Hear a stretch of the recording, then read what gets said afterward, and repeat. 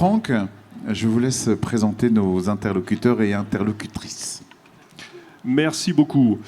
Alors, vous allez voir, et vous avez à votre disposition des professionnels qui sont des représentants d'adhérents du STH, puisque nous regroupons l'ensemble des RDE, ce que vous pouvez entendre dans la presse ou lire, transitaires, et logisticiens, et tout particulièrement, Alizée, Donatienne et Margot vont vous parler de leur spécialité, puisqu'ils sont les professionnels de tout l'import et l'export de produits alimentaires, tout ce que vous retrouvez dans vos assiettes. On est là pour échanger, on est là pour répondre à vos questions, donc vous n'hésitez surtout pas à lever la main, surtout pas à nous interrompre.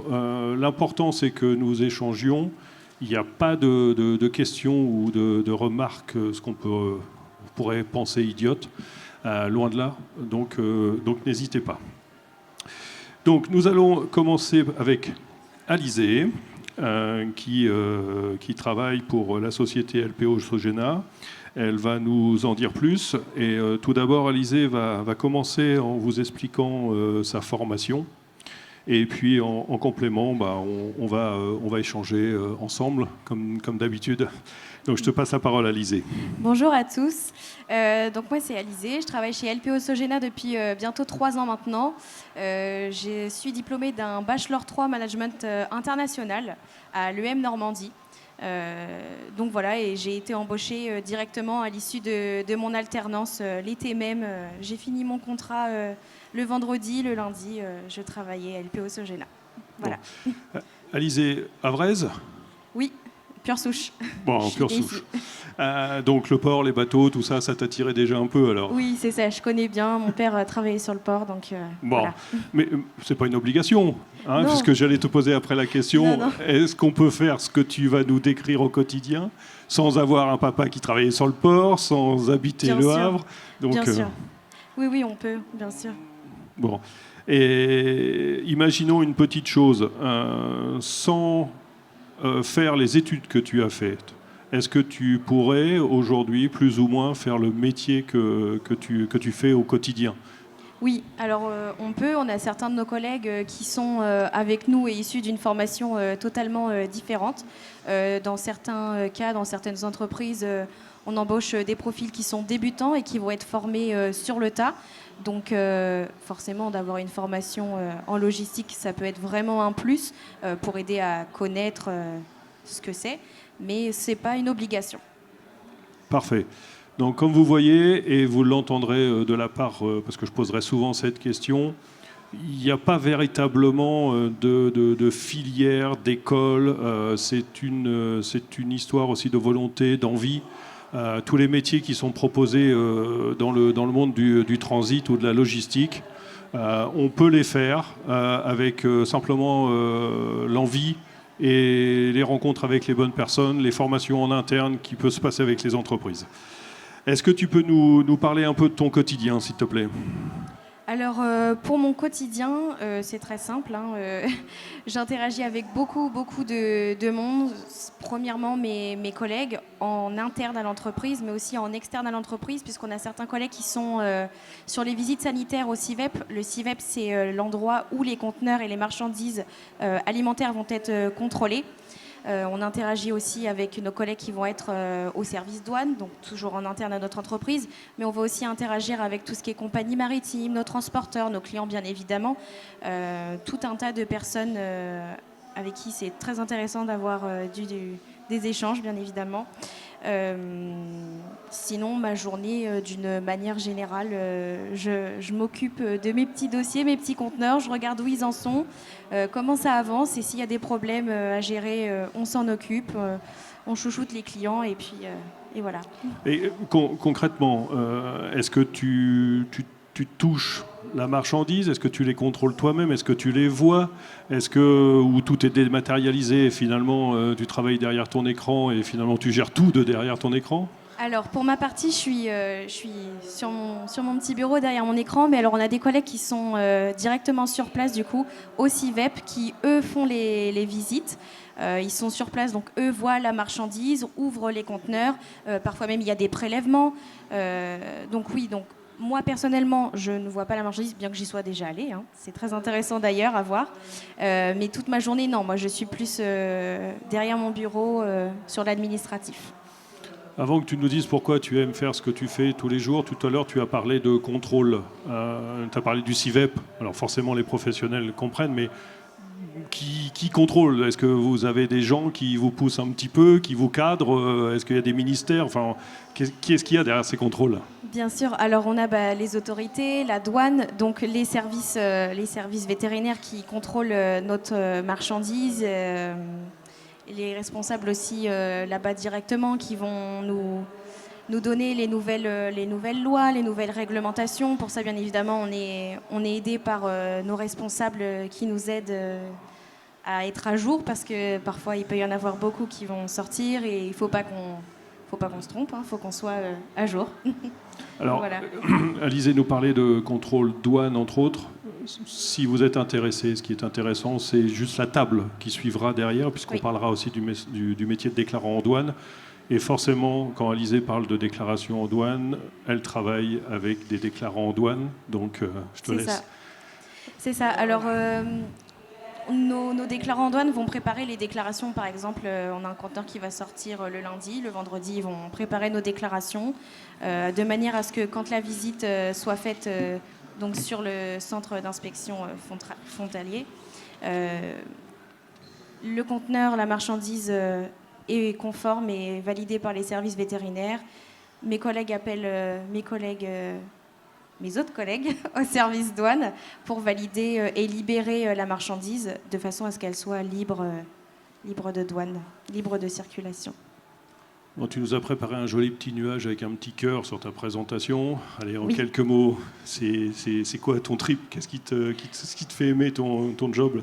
Ben, on s'ennuie pas, on a plein de choses à faire. Toutes les journées sont différentes. On est animé par nos clients, par tous les petits plus qu'on va voir tous les jours. Beaucoup de dynamisme et voilà, un bel échange au quotidien avec les collègues, les administrations, les compagnies, etc. Non pas en conclusion, mais un petit peu quand même. Aujourd'hui, ce que tu fais, je suppose que tu ne vas pas vouloir le faire jusqu'à l'âge de ta retraite, sachant qu'on va travailler quand même de plus en plus. Donc je suppose que ça t'ouvre des perspectives. Tu as peut-être de nouveaux métiers en tête ou ce que ton quotidien pourrait t'ouvrir sur de nouveaux métiers au sein de ton groupe, par exemple? Oui, bien sûr. Alors, on a pas mal de perspectives d'évolution, d'agents de transit. On peut se diriger vers de la douane. Alors, on peut être déclarant en douane, puis passer notre diplôme, passer déclarant en douane. On a beaucoup d'opportunités aussi, par exemple, pour aller au service commercial. Et par exemple, mon directeur, il a commencé, il était sur les inspections vraiment en tant que commis, en fait, agent de quai. Et maintenant, il est responsable, il a bien grimpé les échelons avec beaucoup de volonté et d'investissement. On peut gravir les échelons et profiter, faire plein de choses. Il est évident qu'au travers de ce que tu dis, et moi je peux le confirmer, j'ai quelques années supplémentaires par rapport aux jeunes qui sont autour de cette table, on a une grande chance dans notre activité, c'est que toute la vie, vous avez une possibilité de changer d'activité, de métier, et si vous voulez évoluer, on ne vous empêchera pas d'évoluer. C'est un métier qui est définitivement très riche en possibilités d'évolution. Est-ce que, avant que Alizé, et je te remercie mille fois de ton témoignage, avant de donner le micro à Donatienne, est-ce que vous auriez une question ou quelque chose à demander? Encore une fois, n'hésitez pas. Même tout à l'heure, hein, si Donatienne prend le micro ou Margot, elles font plus ou moins... N'hésitez pas. Voilà, donc n'hésitez pas à les interrompre et puis à poser des questions. Merci beaucoup, Alizé. Merci. Donatienne, responsable adjointe périssable Léon Vincent, encore une jolie boutique qui fait beaucoup en denrées périssables. Même question, on démarre avec ton parcours, parce que ça intéresse forcément les jeunes. Bonjour à tous. Alors moi j'ai commencé par un bac économique et social et après j'ai fait un DUT GLT, gestion logistique et transport.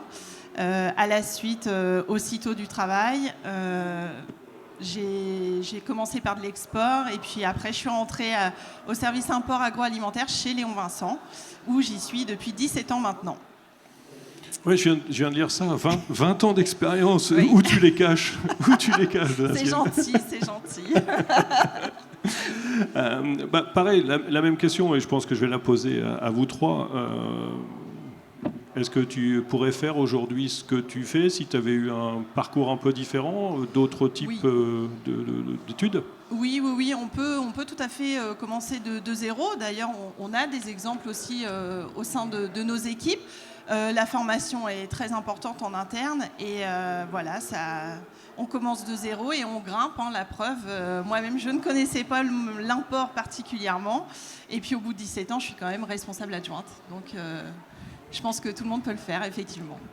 J'ai l'impression que quand on tombe dedans, on a du mal à s'en sortir. Non? Ah oui, surtout l'agroalimentaire, voilà. Ouais, j'en profite quand tu dis agroalimentaire, avant qu'on fasse ton quotidien. En fait, c'est quoi l'agroalimentaire? Alors, l'agroalimentaire, c'est tout ce qu'on mange au quotidien. Tout ce qu'on a dans l'assiette, forcément, il faut l'analyser. Et bien souvent, des cas, ça fait partie de l'importation. Donc, aussi bien du poisson, des fruits, des légumes, des fruits exotiques ou quoi, ça passe par l'import. Et du coup, on peut très bien analyser tout ce qu'on a dans l'assiette. Et quelque part, on est un petit maillon de la chaîne qui fait qu'on en arrive à le manger. Donc je suppose que tu es la bonne mère de famille d'habitude. Finis ton assiette, fiston, parce que ce qu'il y a là, c'est venu de l'autre côté. C'est grâce à moi. Ouais, voilà. Oui, je l'ai fait à mes enfants, j'avoue. Donc ton quotidien? Bien, mon quotidien, ça rejoint un petit peu ce que Alizé a dit. On gère nos dossiers de A à Z. On a vraiment une interaction avec nos propres collègues en interne aussi, avec les autorités, nos fournisseurs aussi, nos transporteurs, tout ça. Et puis, on est en lien direct avec eux. Et il faut gérer de A à Z tout, vraiment. On bichonne nos clients, comme Alizé l'a dit, c'est vraiment notre priorité. Alors, ça fait 2 fois que je vous entends dire bichonner les clients. Ok. Mais c'est très gentil, important. Oui, mais il y a des cœurs partout. Bichonner, enfin bon, bref. Bichonner, c'est professionnellement, c'est conseiller. C'est peut-être qu'un client va venir vous voir en disant, j'en sais rien, je prends un exemple, je veux faire venir des crevettes de Thaïlande. Est-ce que je peux? Comment je peux? C'est ça. Voilà. On est tout le temps dans le conseil, dans les préventions, on les aide à organiser au mieux toute la préparation en amont, mais aussi après, une fois que le conteneur est arrivé, il faut les aider à ce que ça leur coûte le moins cher possible et puis que ça se passe dans de très bonnes conditions. Mais tu dis dans le meilleur des cas, enfin dans le mieux possible. Ça veut dire que tu te bases aussi peut-être sur des textes, tu vas chercher au niveau de la législation. Oui. La réglementation est très importante. Il faut tout le temps se tenir au courant des évolutions qu'il peut y avoir. C'est la loi, c'est la réglementation, il faut la suivre. C'est très important. Donc ça veut dire, je vais parler des choses un peu actuelles, ça veut dire qu'un canal de Suez qui est bloqué, une grève d'agriculteurs, des conflits, voilà,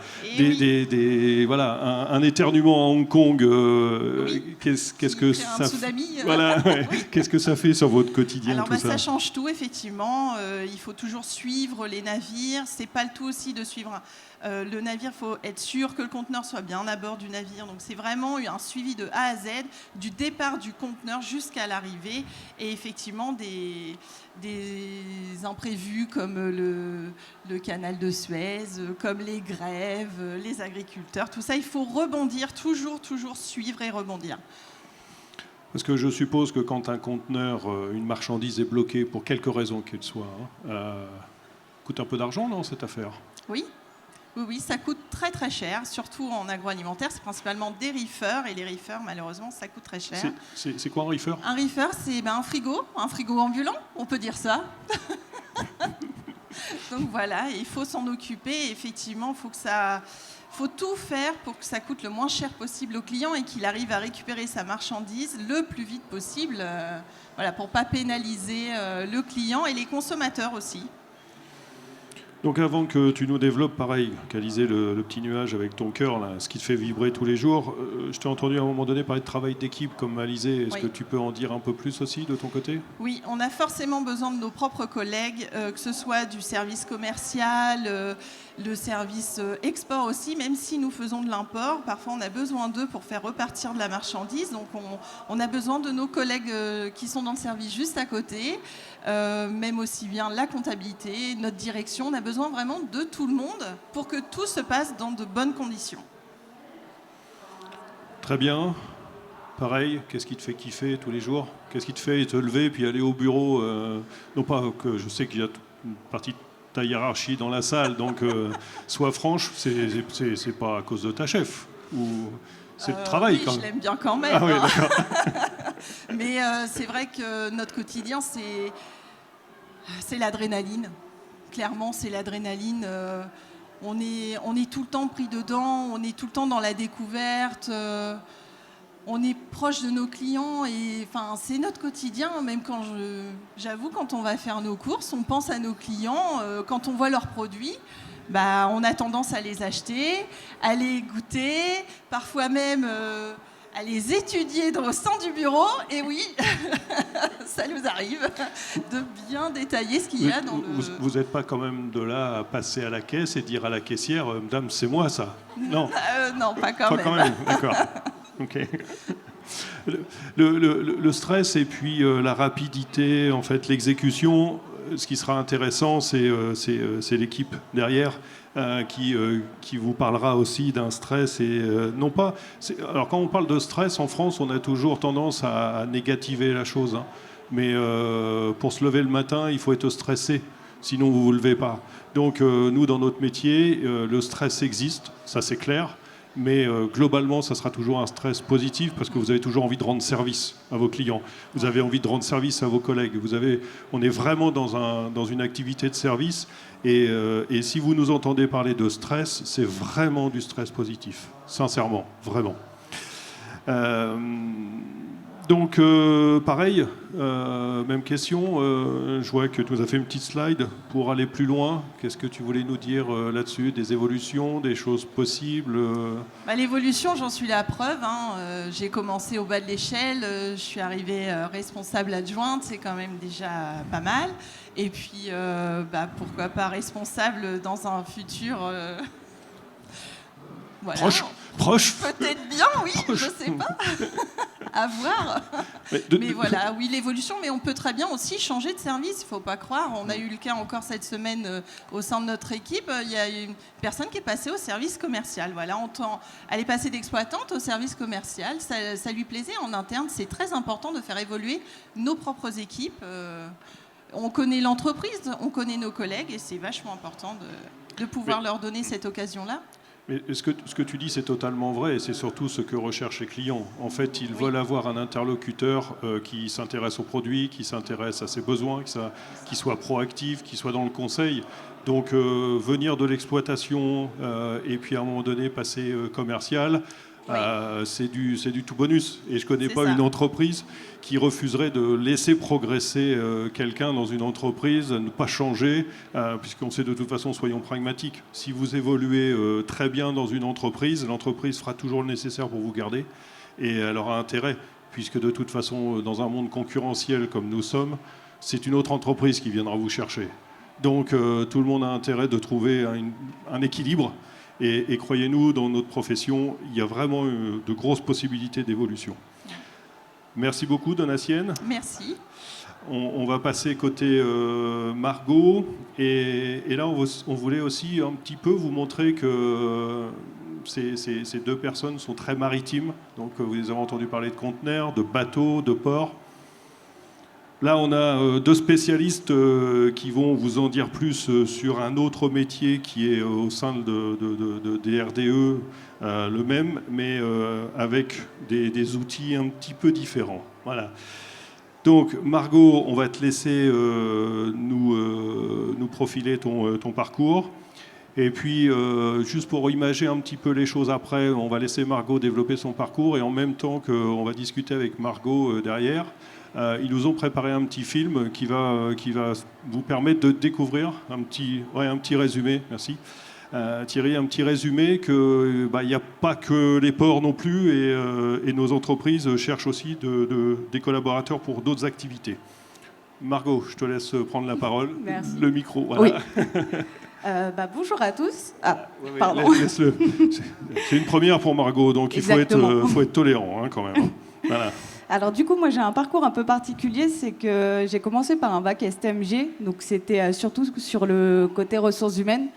À la suite de ça, j'ai pas vraiment trouvé mes marques, donc je me suis plus orientée vers tout ce qui est fret, et donc j'ai pu trouver un bac pro logistique qui m'a permis de mettre les pieds dans le plat et de découvrir tout ce qui est la partie aérienne. Donc j'ai pas commencé en tant que transitaire comme mes collègues.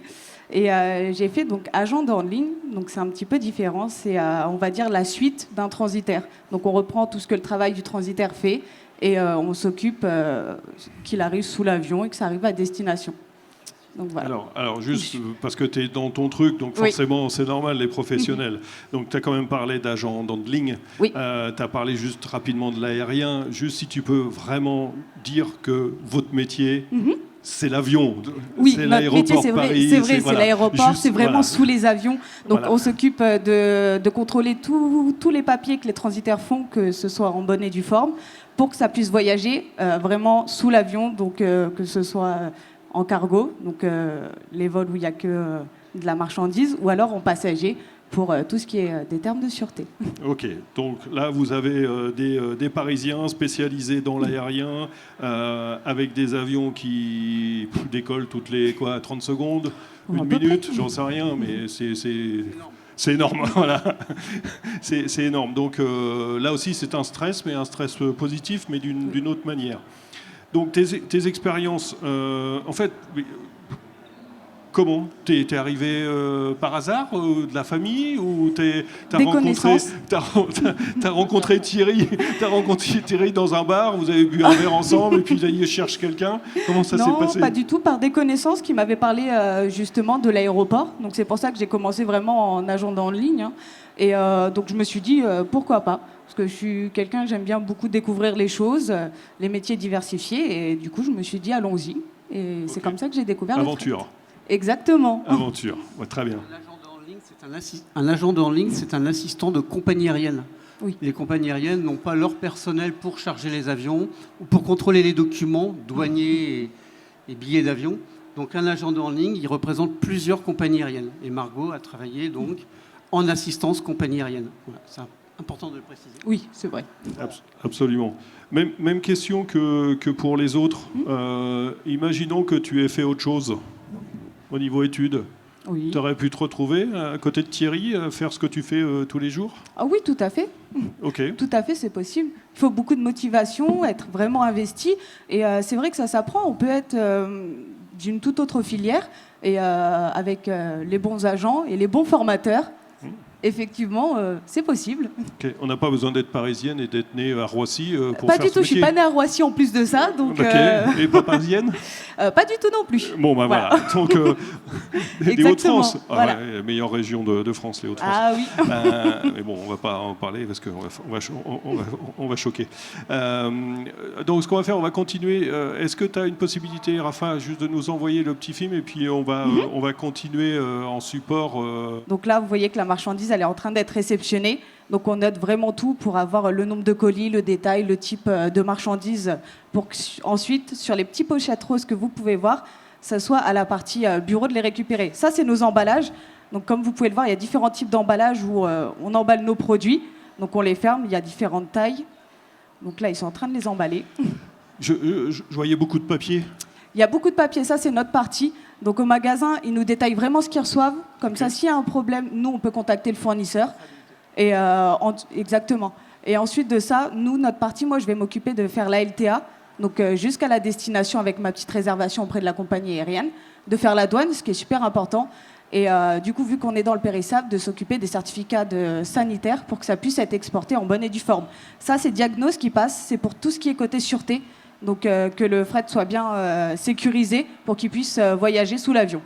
Okay. Et là, donc, on assiste au chargement, et donc le camion ensuite va partir en compagnie aérienne, où il sera déchargé, et ensuite là, on passe à l'agent de handling qui va palettiser, et ensuite aller sous l'avion.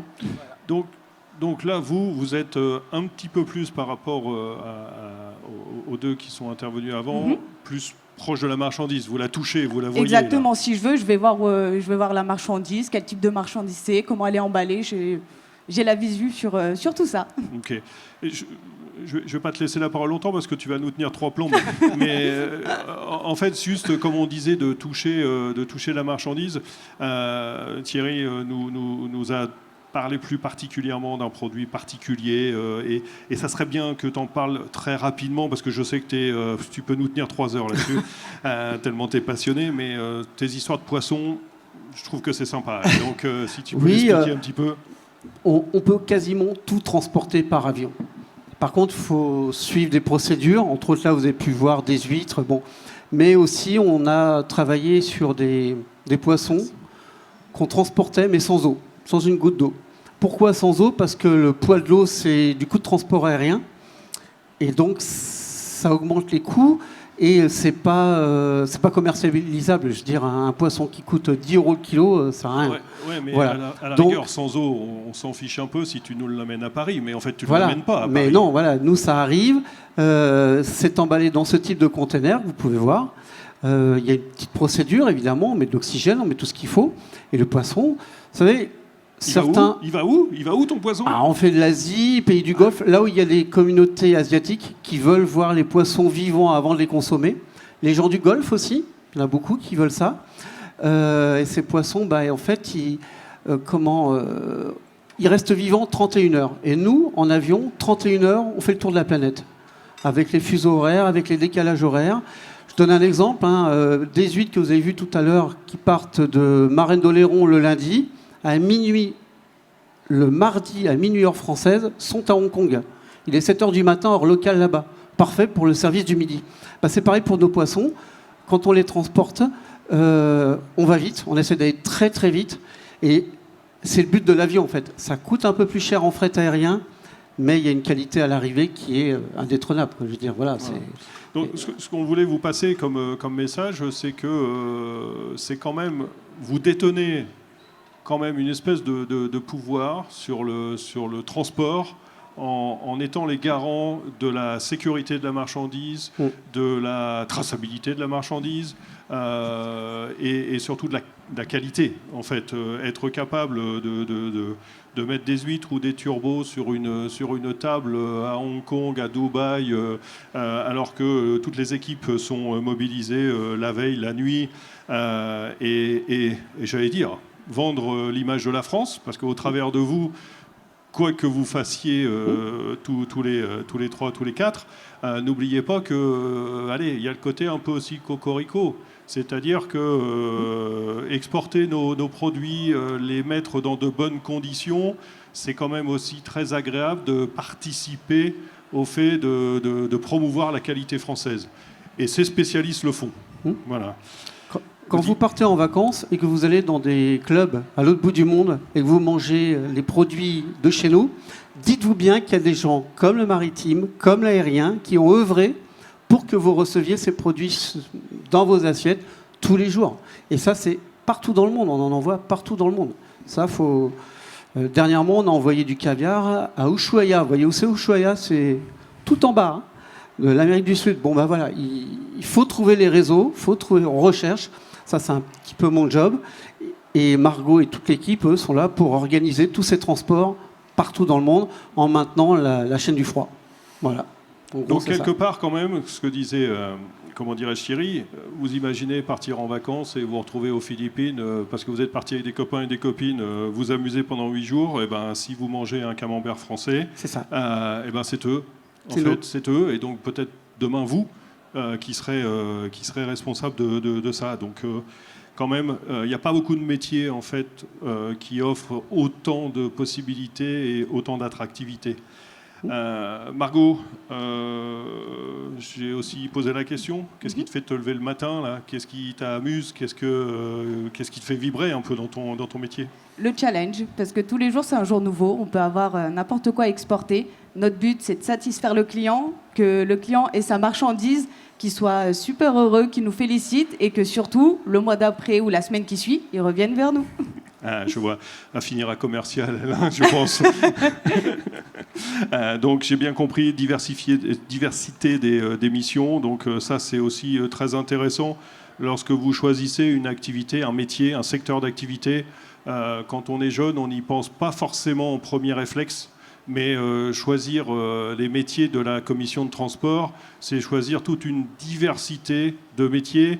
Et je mets au défi tous ceux qui rentrent dans notre métier, une fois qu'ils auront passé 20 ans, 30 ans, de me dire j'ai fait 20 ans ou 30 ans la même chose. C'est impossible, impossible. Donc toi, c'était une reconversion quelque part. Oui, tout à fait. Donc c'est marqué en gros avec un sourire, reconversion réussie. Tout à fait, à 100%. Voilà, donc t'engages tout le monde à venir rejoindre les troupes? Tout à fait, des challenges, de la motivation. Bon, parfait. Merci à toutes les trois. Alors je sais que c'est pas toujours facile de poser des questions. Donc si vous avez des questions, si vous voulez les rencontrer, si vous voulez rencontrer d'autres professionnels de façon un peu plus intime, il y a le stand 29, j'ai un doute, je crois, 29. Oui, 29. Voilà, Rafa me dit 29. C'est le stand du STH où vous pourrez retrouver tous ces intervenants. Et ces intervenants ont également leur propre stand. Donc n'hésitez pas à aller rencontrer les professionnels, posez vos questions. Encore une fois, je vous l'ai dit, il n'y a pas de questions bêtes. On est là pour vous renseigner. Et vous nous auriez posé la question, si on s'était vu 10 ans avant, je ne vous aurais peut-être pas répondu, parce que je n'aurais pas imaginé être capable de vous répondre, tellement notre métier est riche et surtout en évolution permanente. Donc rentrer dans nos métiers, c'est aussi contribuer à l'évolution de ce métier et de devenir acteur. Voilà. Merci. Donc, merci à beaucoup. tout le monde.